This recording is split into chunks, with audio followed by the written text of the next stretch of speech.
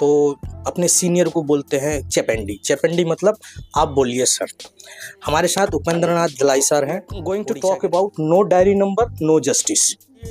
Diary number मेरे को नहीं दिया जा रहा है, रजिस्ट्रेशन नहीं हो रहा है मेरा फाइल को। ये एक नया शब्द मैंने सुना है, कोई भी नहीं सुना आज तक कि कोई फाइल की डायरी नंबर नहीं दे रहे। कोई बक्से में पैसा रखे हैं जो लोग हैं देश में, बहुत लोग बक्से में पैसा रखे हैं जो हमारा अर्थनीति को डाउन करता है। तो ये बक्सा से पैसा मैं चांद कुमार प्रसाद, आप देख रहे हैं चेपेंडी सर। चेपेंडी एक शब्द, तेलुगु शब्द है जिसका मीनिंग ये होता है कि आप बोलिए सर। जनरली जो तेलुगु में कोई बात करते हैं तो अपने सीनियर को बोलते हैं चेपेंडी। चेपेंडी मतलब आप बोलिए सर। हमारे साथ उपेंद्र नाथ दलाई सर हैं, उड़ीसा के। चांद कुमार प्रसाद, आप देख रहे हैं चेपेंडी सर। चेपेंडी एक शब्द, तेलुगु शब्द है जिसका मीनिंग ये होता है कि आप बोलिए सर। जनरली जो तेलुगु में कोई बात करते हैं तो अपने सीनियर को बोलते हैं चेपेंडी। चेपेंडी मतलब आप बोलिए सर। हमारे साथ उपेंद्र नाथ दलाई सर हैं, उड़ीसा के रहने वाले हैं।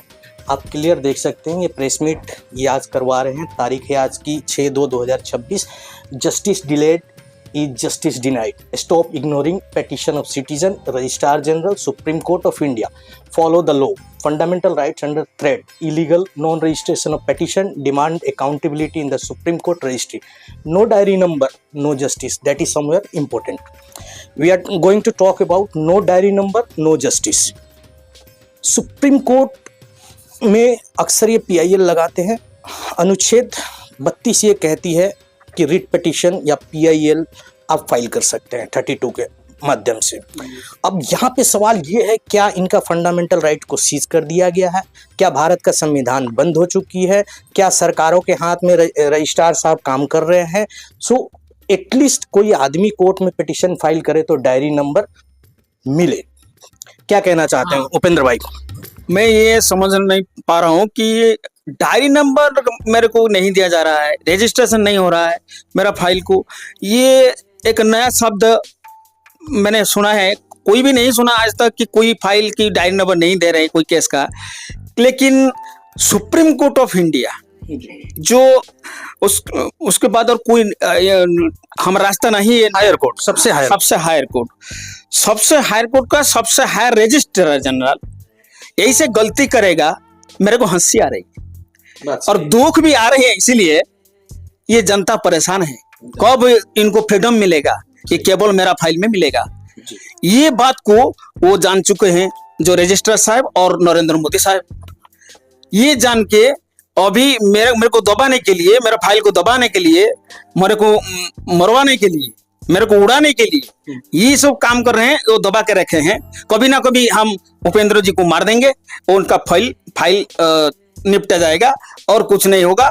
हम ऐसे तानाशाही करेंगे, हम बदमाशी करेंगे, हम सबको डराएंगे, हम सबको मराएंगे, हम गादी में बैठे रहेंगे, आजीवन रहेंगे। इसलिए ये सरकार बोल रहा है सारे विकास को, कोई 47 में विकास होगा, कोई 59 में भी विकास होगा, 2047 में होगा। ऐसे क्यों बोल रहे हैं?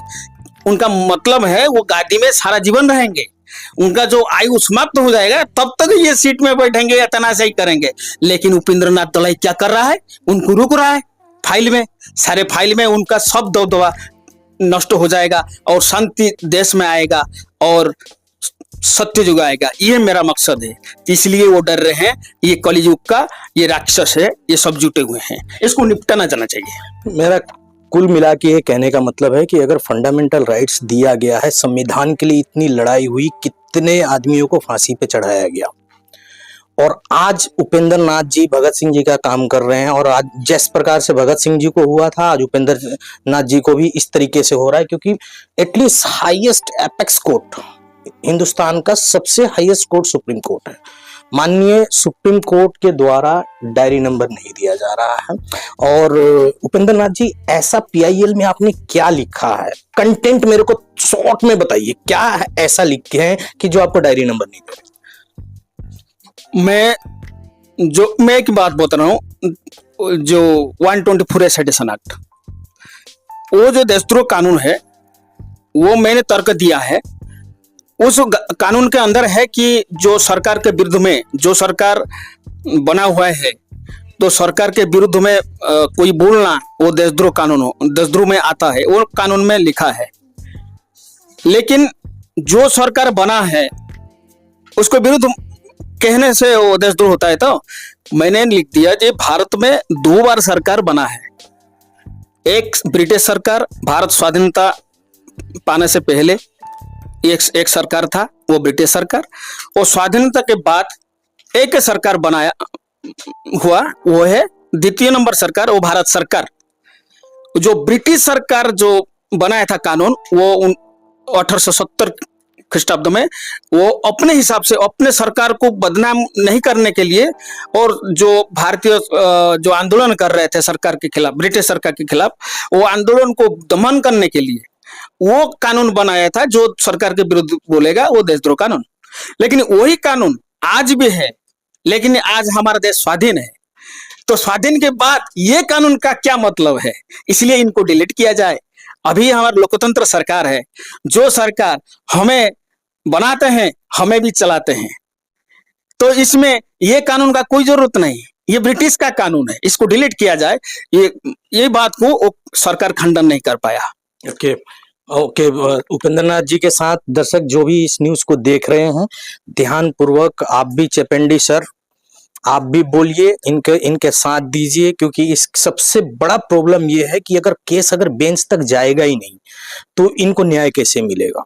और रजिस्ट्रार द्वारा अगर डायरी नंबर ही उस किसी केस का नहीं मिलेगा तो ये क्या करेंगे फर्दर।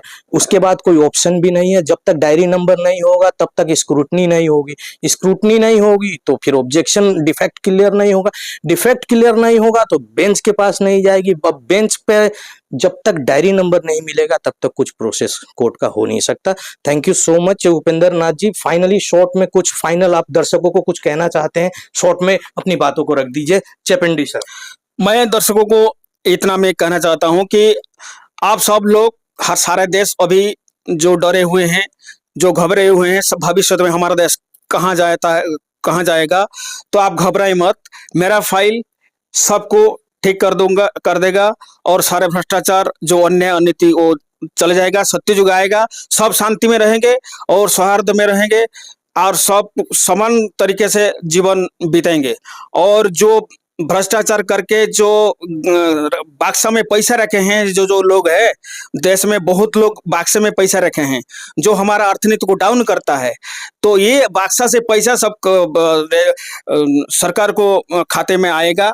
ये आने वाला भविष्य में सब होगा, तो सब शांति में रहेंगे, सौहार्द में रहेंगे।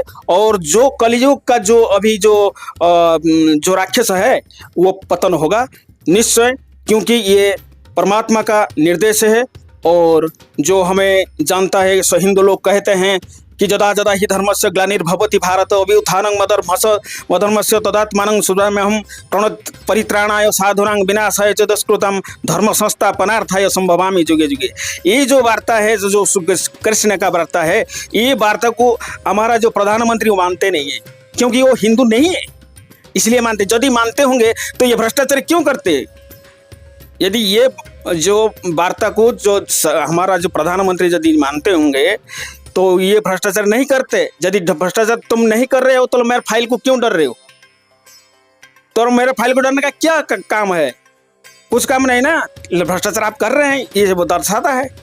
तब आप सुधर जाइए और देश को शांति बना रखिए और रजिस्टर को बोलिएगा, वो मेरे को फाइल को रजिस्ट्रेशन करेगा और डायरी नंबर देगा और कोर्ट में जाएगा। क्या प्रॉब्लम है आपका? सर आप तो जो हमारा प्राइम मिनिस्टर है वो पूरा क्लीन, नीट एंड क्लीन सबको बोलते हैं, लेकिन मेरा फाइल को डरना बहुत गलत बात है। क्यों डरते हैं भाई? अब सारे दर्शकों में बताता हूँ, ये इसलिए डर रहे हैं, ये सरकार घबरा रहे हैं मेरा फाइल को। वो सोच रहे हैं उपेंद्र को जैसे तैसे हम मार देंगे और फाइल निपटा जाएगा, हम ऐसे तनाशाही करते रहेंगे। हमारा जो रावणीय जो परंपरा, जो राक्षस परंपरा बजाय रखेंगे। ये होने वाला नहीं है।